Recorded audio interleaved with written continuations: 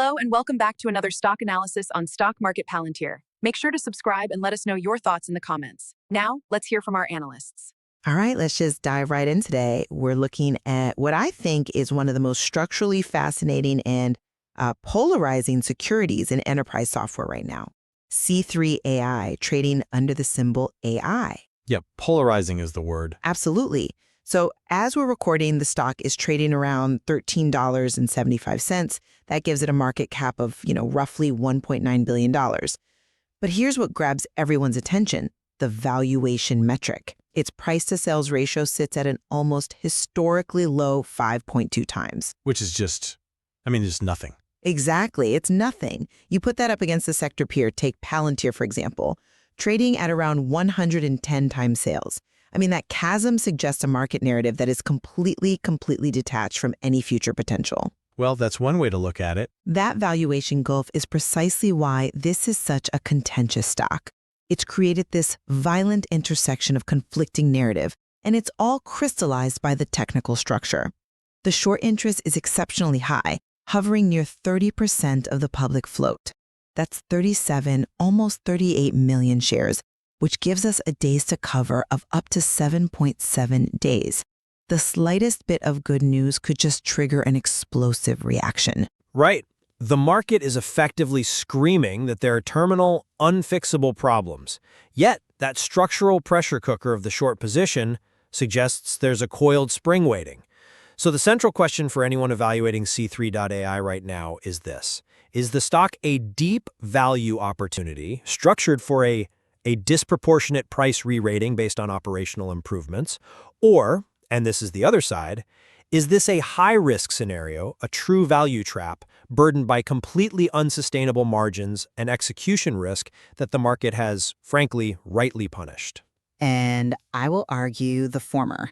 I believe the market has fundamentally mispriced the federal growth trajectory and the massive M&A optionality that's embedded at this valuation. I really see the current setup as a classic potential energy trade where the upside asymmetry just far outweighs the limited downside. And I'm going to argue the latter. I come at it from a different perspective.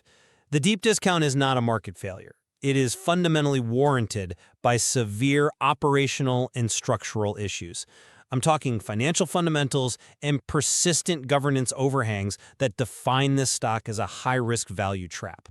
No amount of short interest is going to overcome that economic reality. Well, my bullish thesis really rests on the idea that the 5.2 times PS multiple implies terminal decline or, permanent stagnation. But the company holds embedded value through two key, very high-quality factors: governance dominance and strategic acquisition potential. Let's start with the leadership catalyst, the transition to Stephen Etienne, a former acting GSA administrator. This is a massive and, I think, undervalued catalyst because he brings direct, actionable knowledge of the federal procurement cycle. And this expertise is already visible in the financials. In Q2 of fiscal 26, bookings growth in the federal, defense, and aerospace sectors, the toughest, most durable sectors to crack, was up an astonishing 89% year over year. These sectors now account for 45% of total bookings. And look, this isn't just high growth. Government contracts are inherently sticky. They're often multi-year, rarely canceled. They create a high-quality, durable revenue base that should command a much, much higher multiple than the market is giving it. Okay, look. The 89% growth in federal bookings is an impressive figure. I acknowledge that. But optionality is worthless if the economic foundation is sinking. The deep discount isn't an error. It's a structural necessity. It's warranted by issues that prevent that valuation multiple from expanding. The core problem is, and always has been, the margin profile. The non-GAAP gross margin is a crippling 54%. But that's a snapshot. To put that into perspective for the audience, though, pure software peers, the ones commanding those 70, 100 times PS multiples, they operate consistently at 70 to 80% gross margins. A 54% margin suggests an inherently high cost of delivery. It just confirms the long-standing critique that C3.ai is often forced to act like a, quote, consulting firm in software clothing. They require heavy human capital to deploy their technology, and that structure inherently limits profitability and depresses valuation multiples because the revenue quality is just perceived as lower. And furthermore, let's look at their pivot to the consumption-based model. They promised a clear turnaround, what we often call the J curve, right, where revenues dip before sharp hockey stick acceleration. They haven't delivered. Total revenue in Q2 stabilized at 75.1 million, places sustainable unit economics. I see why you view the 54% gross margin as a terminal structural issue, but I would argue that much of that cost of delivery is reflective of the highly complex, cutting-edge nature of the product. It's the necessary upfront work. It is not reflective of the future recurring quality of that revenue. The growth we are seeing is fundamentally high quality. Look at the composition of that revenue base. Q2 subscription revenue was $70.2 million, accounting for a massive 93% of total revenue, and it grew 16.5% quarter over quarter. That is the reliable, recurring, annuity-style base that software investors crave. The upfront investment is simply the cost of locking in a large enterprise or government client. And, moreover, the technology itself is validated. The December 2025 leader rating from Verdantex confirms the underlying tech stack, specifically the type system and the shift to agentic AI, is robust and highly competitive. This shift to agentic AI is critical. It fundamentally moves the company from being an analytics provider, which tells customers what happened, to an automation provider, which uses autonomous programs for complex tasks, essentially automating the work. This increases the mission criticality and stickiness of the software, and that long-term stickiness should ultimately override the margin concerns that are focused on high initial deployment costs. I'm sorry, but I just don't buy that the low 54% gross margin is merely an optics issue related to temporary upfront costs. That margin directly contradicts the narrative that C3.ai operates as a pure software platform. Complex AI model deployment inherently demands high human capital, and that margin structure proves it is not just an initial expense, it is a persistent component of the delivery model. We see this borne out by the $4.9 million in services revenue they still require to implement the technology. Until that margin expands towards 70%, which would signal the platform is truly plug-and-play, the market will treat them as a high-cost integrator. And that operational reality leads directly to a serious capital issue. Look at their burn rate. The company is burning heavily, somewhere between $180 and $210 million annually. Yes, they have a substantial cash balance of $675 million. It looks like a fortress balance sheet, but that cash balance is a wasting asset, especially in a high interest rate environment. Every year they operate at this margin and burn rate, their runway shrinks. At the current pace, that gives them about 3.4 years of liquidity, which is less comforting than it appears for a company that hasn't proven it can scale efficiently to profitability. That's a compelling argument regarding the runway, but that very issue of a diminishing cash pile makes my second bullish pillar, the M&A optionality, incredibly potent. Ahikyan's history of building and selling high-value, bite-sized software assets like RelateIQ and AirKit.io to Salesforce, it provides a clear blueprint for this company's exit strategy. C3.ai at a sub-$2 billion market cap is highly attractive precisely because it is bite-sized for a tech giant. Think of an Oracle or a Microsoft. They are looking for an immediate enterprise-proven agentic AI foothold, especially one that has already navigated the difficult federal security and procurement landscape. Acquiring C3.ai instantly delivers that 89% growing, sticky federal revenue base and a validated AI platform, allowing the acquirer to essentially arbitrage the current 5.2 times PS multiple into their own much higher valuation multiple. The cash balance is merely a small offset in the acquisition price, not a long-term operational constraint if the company is simply M&A fodder.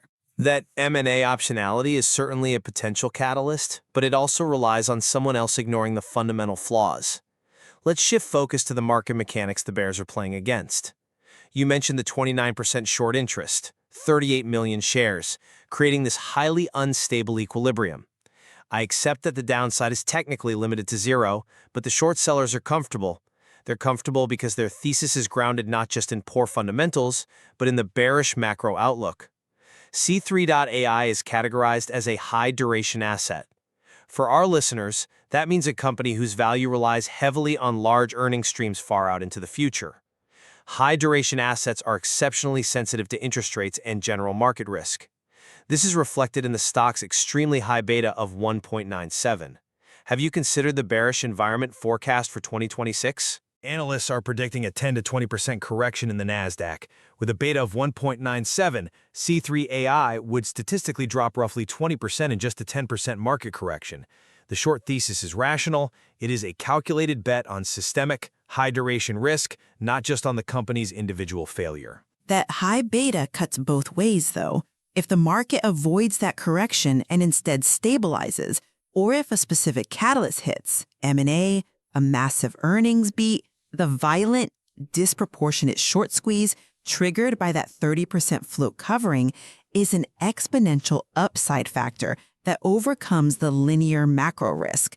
The days to cover approaching 8 suggest any positive news would cause a stampede. And while you mentioned insider selling, I want to clarify that the large sale by Ehikian on December 31st was specifically confirmed to be non-discretionary tax withholdings related to RSU vesting. So it's a mechanical sale, but what concerns me more is the lack of open market purchases by any insider. If the stock is genuinely at deep value, where is the internal validation? Where are the executives stepping in to buy shares? Coupled with the general retail capitulation sentiment, this suggests there's no liquidity floor being established internally, which gives the short sellers ample comfort to just maintain their enormous position through any volatility. Considering the deep value argument, but the operational pivot under Ehikian, particularly the focus on agentic AI and federal penetration, is the most crucial leading indicator. The 89% bookings growth is quantifiable proof that the new leadership structure with its GSA pedigree is delivering high-quality, durable revenue. This measurable success in the government market overrides the historical noise and older legal risks because it proves execution is improving. The effectiveness of the new leadership, while promising operationally, is perpetually undermined by the persistent corporate governance instability. I'm just not convinced by that line of reasoning, because operational success is separate from integrity risk. I am talking specifically about the legal fallout from the John Liggett Sr. v. C3.ai class action.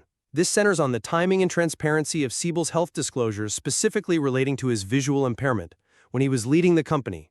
This is not a personal issue. It is a corporate integrity issue. It strikes at the heart of transparency and credibility regardless of Ehikian's operational focus. And until that litigation is definitively resolved, likely through a costly settlement, it acts as a persistent cap on institutional investment. Large funds that value clean governance will remain on the sidelines, creating a headline risk that complicates any attempt at the multiple expansion you're hoping for. The addressable institutional buyer pool is significantly constrained by this ongoing legal uncertainty. That's a very clear articulation of the governance risk. And I agree it acts as an institutional brake. However, the magnitude of the operational win in the federal space is the true game changer that can bypass or at least absorb the cost of that legal risk. When an Oracle or a Microsoft look at this as an acquisition, they look at the platform validation and the government contracts, not past litigation. They have massive legal departments to handle that cleanup.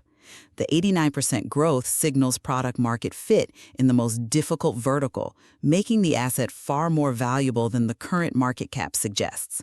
The litigation is a short-term cleanup cost for an acquirer, not a structural inhibitor to the technology's value.